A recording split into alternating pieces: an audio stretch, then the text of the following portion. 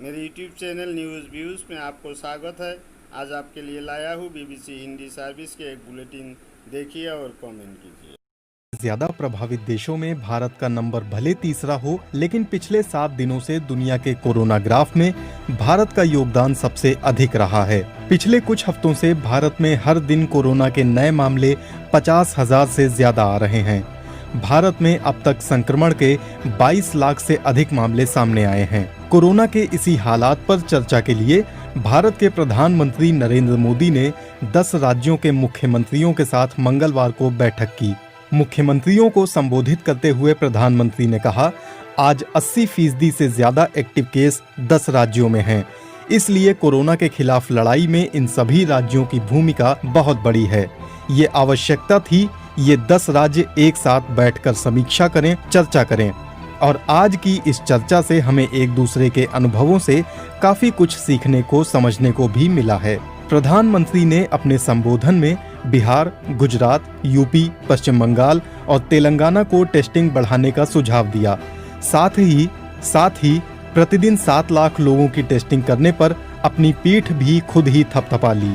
इन सबके बीच एक और अहम बात प्रधानमंत्री नरेंद्र मोदी ने कही, हम सही दिशा में आगे बढ़ रहे हैं। हर दिन एक नई चुनौती है। चुनौतियों से शायद उनका मतलब भारत के बढ़ते कोरोना मामलों से होगा, लेकिन प्रधानमंत्री का ये कहना कि भारत कोरोना के मामले में सही दिशा में बढ़ रहा है, ये बात देश के कुछ जानकारों को जरूर अटपटी लगी। अगर सही दिशा में बढ़ रहे हैं तो बाकी देशों की तरह हमारा कोरोना ग्राफ फ्लैट क्यों नहीं हो रहा है? हमारे सामने न्यूजीलैंड जैसे छोटे देश का उदाहरण है, जहां कोरोना संक्रमण को कम करने की सरकार की कोशिशों की हर जगह सराहना हुई। वहां 102 दिनों से कोरोना संक्रमण का कोई मामला सामने नहीं आया। पड़ोसी देश पाकिस्तान की बात करें तो वहां रोजाना संक्रमण का आंकड़ा कम हो रहा है। पाकिस्तान में बीते 5 महीनों में पहली बार लोग जिम, सलून और रेस्टोरेंट में दिखे। संक्रमण रोकने के लिए एहतियातन बंद की गई इन जगहों को सोमवार को खोल दिया गया है। पाकिस्तान में अब तक कोरोना संक्रमण के कुल मामले 2,80,000 के पार हैं। करीब 6100 लोगों की मौत हुई है। लेकिन यहाँ जून महीने के बाद से संक्रमण के मामलों में कमी आती दिख रही है। यही हाल दक्षिण एशिया के दूसरे देशों का है। विश्व स्वास्थ्य संगठन यानी WHO भी कोरोना के खिलाफ जंग में जर्मनी और दक्षिण कोरिया की तारीफ कर चुका है। लेकिन भारत अपने रिकवरी रेट और तुलनात्मक रूप से कम मौतों के आंकड़े से आगे ही नहीं बढ़ रहा है। भारत जिन पैमानों पर खुद के कोरोना ग्राफ को विश्व के बाकी देशों से बेहतर बताता आया है, दरअसल वो असल तस्वीर पेश ही नहीं करते। प्रति 1 लाख मौत का आंकड़ा भारत में 3.8 है, जबकि पाकिस्तान, सिंगापुर, बांग्लादेश, जापान में ये 3 से कम है। वियतनाम और श्रीलंका में ये आंकड़ा 1 से भी कम है। जहां तक कोरोना ग्राफ को फ्लैट करने की बात है तो अमेरिका और ब्राजील जैसे बुरे प्रभावित देशों में भी रोज आने वाले मरीजों की संख्या कम हो रही है। जॉन हॉपकिंस यूनिवर्सिटी की वेबसाइट पर 10 सबसे ज्यादा प्रभावित देशों की सूची में केवल 4 देश ऐसे हैं जिनका कोरोना कर्व फ्लैट नहीं हो रहा है। भारत उनमें सबसे ऊपर है। हर जगह एक ही सवाल है, भारत कोरोना के सामने खुद को बेबस क्यों पा रहा है? दुनिया की 6ठी सबसे बड़ी अर्थव्यवस्था इस दौर में लाचार क्यों है? एम्स में कम्युनिटी मेडिसिन के हेड डॉक्टर संजय राय इस दलील को मानने के लिए पहले तो तैयार ही नहीं है कि भारत लाचार और बेबस है। वो कहते हैं कि पाकिस्तान और बांग्लादेश की तुलना में हम अच्छा नहीं कर रहे हैं। ये बात बिल्कुल गलत है। वहाँ भी प्रति मिलियन केस भारत के लगभग बराबर ही हैं। उनके मुताबिक भारत कोरोना की जंग में लाचार है, ये कहने से पहले वायरस के बारे में जानने की जरूरत है। और दूसरा, भारत की जनसंख्या को भी समझना होगा। डॉक्टर संजय की माने तो वायरस के प्रसार को रोका नहीं जा सकता, उसमें देर की जा सकती है। भारत ने लॉकडाउन लगाकर वही किया भी। यहाँ ये जानना जरूरी है कि भारत में अब तक 3 बार राष्ट्रीय स्तर पर लॉकडाउन लगा, जिसमें दूसरे और तीसरे दौर में कुछ जगह रियायतें भी दी गईं। कई राज्यों में वीकेंड लॉकडाउन आज भी चल रहे हैं।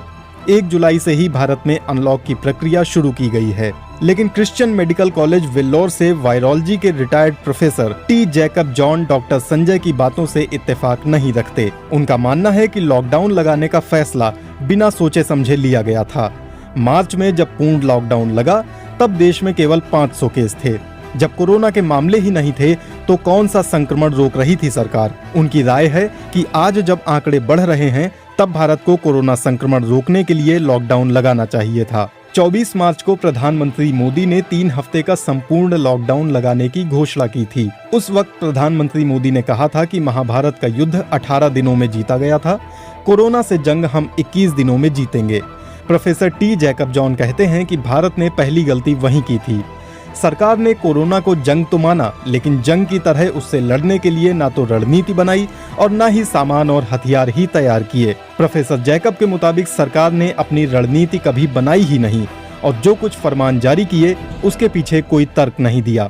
मिसाल के तौर पर प्रोफेसर जैकब कहते हैं, सरकार ने पहले कोरोना से लड़ने के लिए डिजास्टर एक्ट का सहारा लिया और फिर बाद में एपिडेमिक एक्ट लगाया, जो बहुत ही पुराना था। वो एक्ट नए दौर के लिए बना ही नहीं है। लॉकडाउन के फैसले पर प्रोफेसर जैकब कहते हैं कि पूर्ण लॉकडाउन लगाने का सही वक्त अब है, जब देश में रोजाना 60,000 से ज्यादा मामले आ रहे हैं। लेकिन डॉक्टर संजय और केंद्र सरकार दोनों का मानना है कि लॉकडाउन से सरकार को कोरोना से लड़ने में तैयारी करने का अवसर मिला।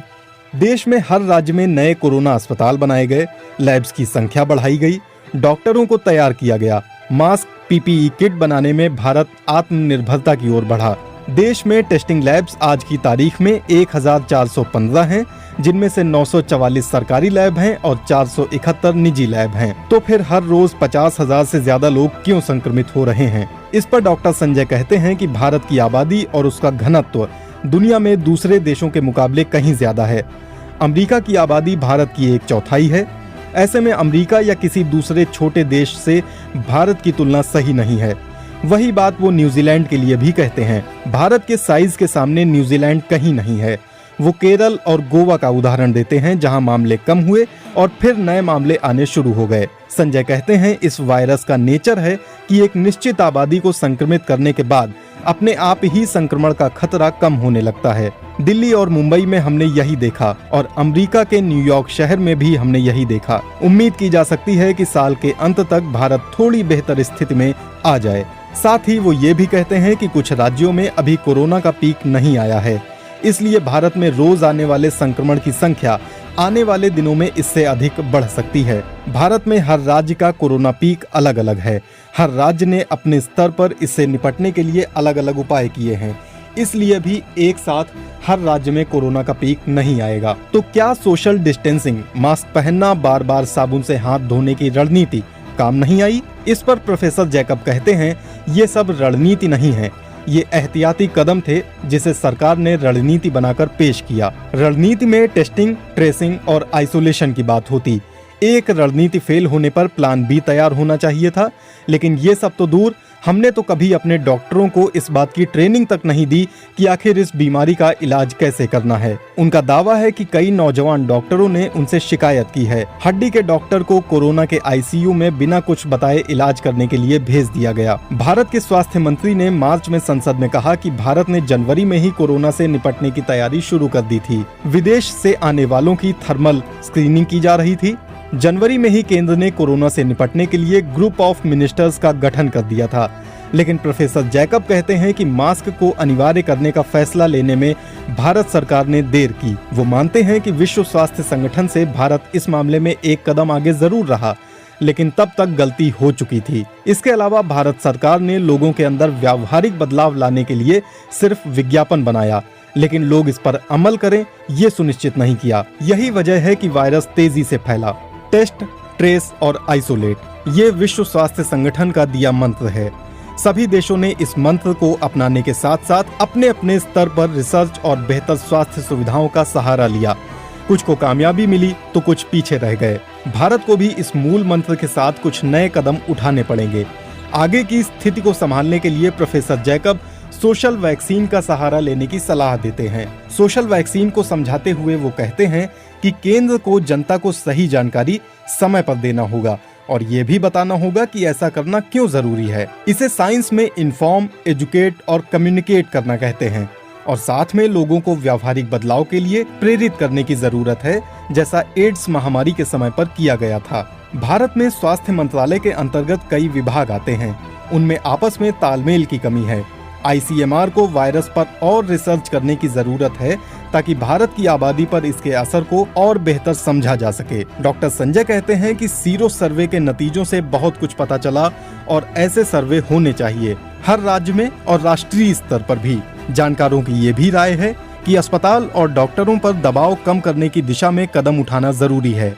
इसके अलावा एंटीजन टेस्ट के साथ साथ RT-PCR टेस्ट की भी संख्या बढ़ाए जाने की जरूरत है, जैसे दुनिया के दूसरे देशों ने किया। जानकारों का दावा है कि भारत में आज 1/4 टेस्ट एंटीजन टेस्ट हैं। जब तक कोरोना की वैक्सीन नहीं आ जाती, सभी मंत्रालय और राज्यों को मिलकर कोरोना से जंग के लिए एक नई रणनीति के साथ काम करना होगा, जिसमें दुनिया में अच्छा कर रहे देशों के सबक को भी हम शामिल करें। फिलहाल भारत में इसी सहयोग की कमी है।